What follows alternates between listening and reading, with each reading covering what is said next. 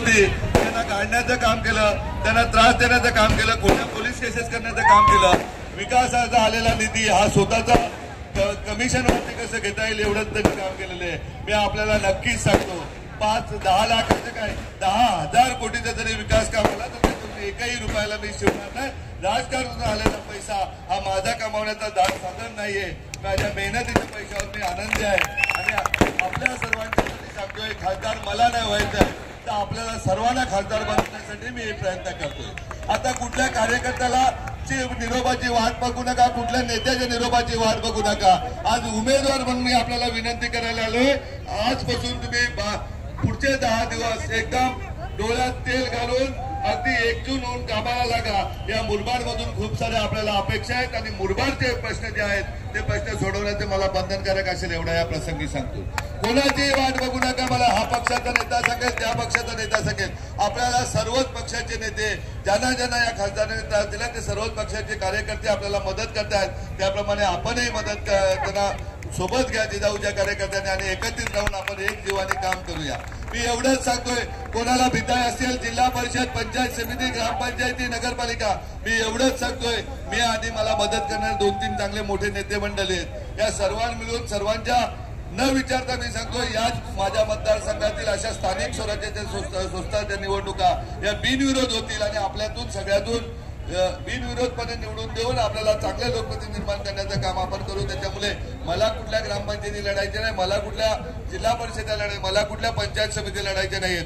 परंतु जे 2-3 माणसं जी थांबलेत आपली वाट बघत, उद्याला घरत साहेब असतील, उल्हासदादा आमचे नातेवाईक असतील, आणखी सुहास भाऊ मोरे असतील, त्याला मी सांगतोय आमच्या विरोधात गेले तर तुम्हाला साधा ग्रामपंचायत सदस्य होऊ देणार नाही एवढं काम नक्कीच. दुसऱ्या दिव्याच्या पाठीमागे जाल तर तुम्ही त्याच्याबरोबर बुडून जाल एवढं नक्कीच आपल्याला सांगतोय.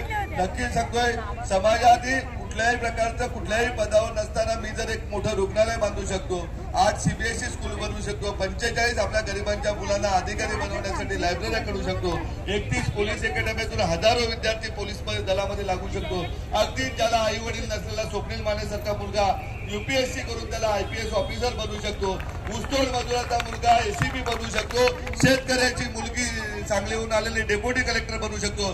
तर तुमच्या आमच्या गावागावातील विद्यार्थी 15,000 विद्यार्थ्यांना प्रशासनामध्ये नोकरी लावण्याच्या दरवर्षी मी काम करेन एवढं आपल्याला या प्रसंगी सांगतो. आणि ज्या माऊलींच्या जीवावर मी उभा आहे, ज्या भगिनींच्या जीवावर मी उभा आहे का देशामधील सर्वात मोठा भाऊ मी असेल का माझ्याकडे 1.5 लाख भगिनी आहेत, त्या भगिनीला सांगतो दरवर्षी किमान 1 लाख भगिनीला स्वतःच्या पायावर उभं करेन. अगदी सांगतोय ग्रामपंचायतीपासून केंद्र शासनाच्या ज्या ज्या योजना आहेत त्या योजना आपल्यापर्यंत मिळवून देण्याचा मी प्रयत्न करेन. दुसरा प्रयत्न नाही करणार तर मी त्या मिळवून देईन एवढं आपल्याला सांगतोय.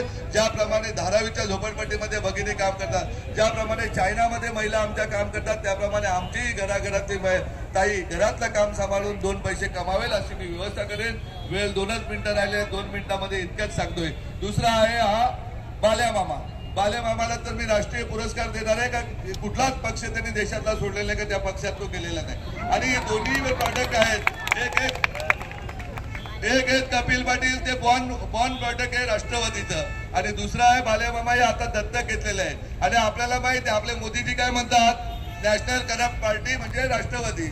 अगदी अजितदादांबद्दलही लोक बोलतात समाजामध्ये काही शरद पवारांनी त्यांना भाजपमध्ये पाठवलेलं आहे. त्याच्यामुळे या दोन्ही उमेदवारांना कायमचं घरी बसवा हे आपल्याला विनंती करतो. आपली निशाणी आहे शिलाई मशीन. ज्याप्रमाणे आपण आज प्रेम माझ्यावर करता, माझ्यावर विश्वासाला उद्या आयुष्यामध्ये माझ्याकडून करा जाणार नाही याची मी काळजी घेईन. आपण एक कुटुंब म्हणून काल होतो, आज आहोत आणि आयुष्यभर आपण कुटुंब म्हणून असू हा शब्द देतो आणि थांबतो.